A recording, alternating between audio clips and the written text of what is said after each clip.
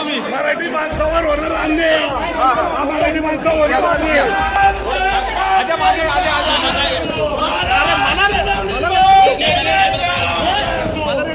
माझी मागणीची मान्य केली. आमचं मत एवढंच आहे की जे काही घडलेलं आहे दोन्ही सीसीटीव्ही मध्ये त्या ठिकाणी आहे.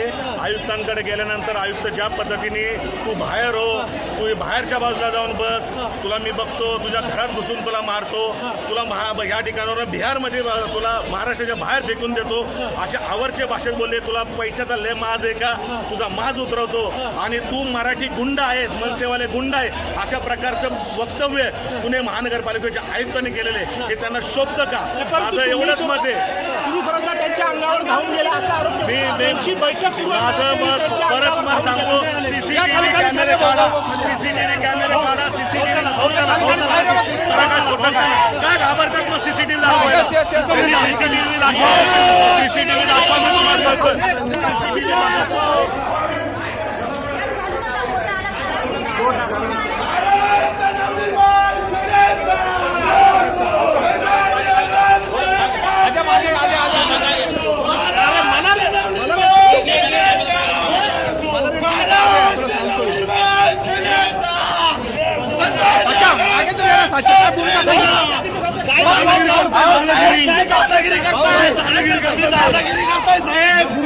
चुकीच्या पद्धतीने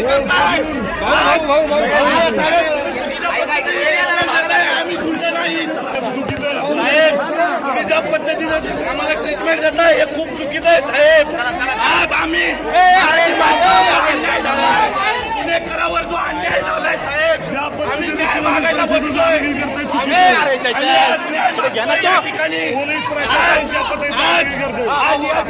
न्याय मागायला बसलोय. तुम्ही सीसीटीव्ही चेक करा. आयुक्त जे बोलतात ते खोटं बोलतात. आयुक्त म्हणले तुला घरात घुसून मारील, आयुक्त म्हणले तुला महाराष्ट्रातून बाहेर फेकून देईल.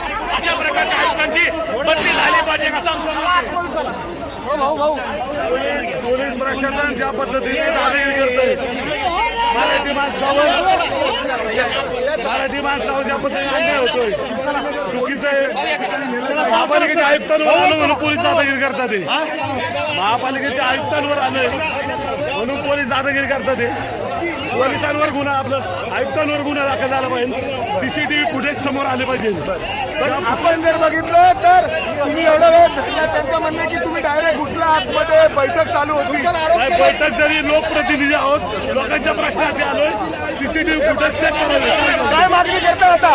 आमचं म्हणतोय की गुन्हा दाखल व्हावा आयुक्तांवर. का